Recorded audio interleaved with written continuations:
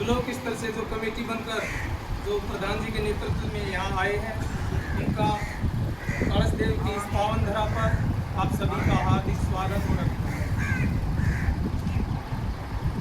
बाबा colonel करोड़ी सिंह बैंसला के सपनों का समाज बनाने के लिए प्रयासरत वे कोर कमेटी के हमारे साथी, जिन्होंने 23 तहसीलों में घूम कर जन जागरण किया है, उनका समाज आभारी है। उनके साथ मैं भी 15-20 तहसीलों में गया था। ये 15 नहीं 30 के आसपास सुझाव थे, उनमें से काटे गए।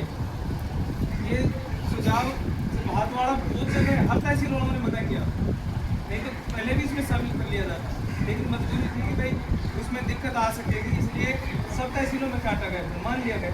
तो ये और वे नवरत्न के समान 9 गाँव पनियाड़ा सहित जो 9 गाँव हैं, जिन्होंने इतनी बड़ी महापंचायत को सुविधा दी, उनका मैनेजमेंट किया, वे भी समाज के लिए बहुत ही धन्यवाद के पात्र हैं। आने वाले समय में वे समाज में नवरत्न के रूप में सम्मान करेंगे। आज हमारे 500 गाँव के लोग जो एकत्रित हुए हैं, हम सभी लोग इन 11 बिंदुओं का स्वागत करते हैं, उनको स्वीकार करते हैं।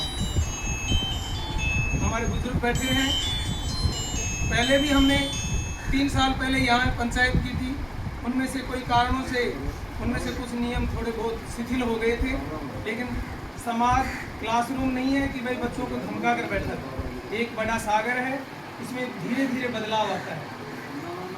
सबसे पहले समाज सुधारक भगवान श्री कृष्ण हुए थे, उन्होंने कुरीतियों पर प्रहार करना शुरू किया था।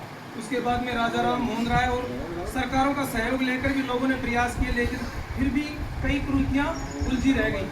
सती प्रथा जिसमें आदमी को जलाया जाता था, उसके लिए सरकारों ने विरोध किया, तब भी कई सालों तक चलती रही। लेकिन कोई भी चीज़ का समय तो आता ही है।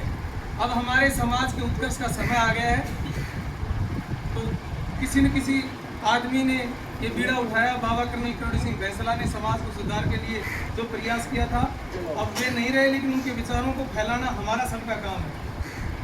हम 11 कुरीतियों के बंद करने को हम स्वीकार करते ही हैं, उसके साथ में जो पैसा बचेगा हमारा, उन्हें हमें शिक्षा पर लगाना चाहिए।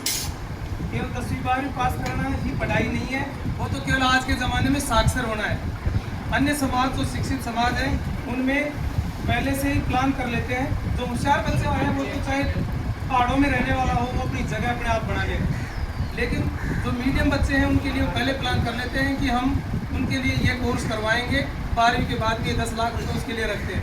हम मृत्यु भोज के लिए रखते थे, तो हमारा बच्चा तो उन 10 लाख को उतारने में मजदूरी करता था, और वो उस कोर्स को करके उस मजदूरी से बाहर निकल कर कहीं ना कहीं, चाहे सरकारी नहीं तो प्राइवेट सेक्टर में अपनी जगह बना लेते हैं। अब हम भी उस दिशा में बढ़ रहे हैं। हम भी अपने बच्चों के ऊपर शिक्षा पर ज़्यादा पैसा खर्च करेंगे। जो पढ़े लिखे परिवार हैं, वो तो अपने बच्चों को गाइडेंस दे ही देंगे, लेकिन जो माँ बाप बिन पढ़े हैं, उनके लिए हम कर्मचारी अधिकारी, जो बांसुर के कर्मचारी अधिकारी हैं, हम भी आपके ही बच्चे हैं। और जो पढ़ने वाले बच्चे हैं, उनके हम बड़े भाई हैं या उनके माँ बाप के समान हैं।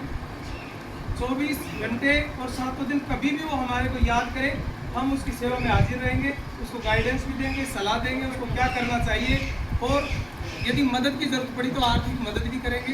दूसरे छात्रावास में उसके रहने के लिए व्यवस्था कराएंगे, उसके खाने के लिए हम पैसा दे देंगे कर्मचारी मिलकर।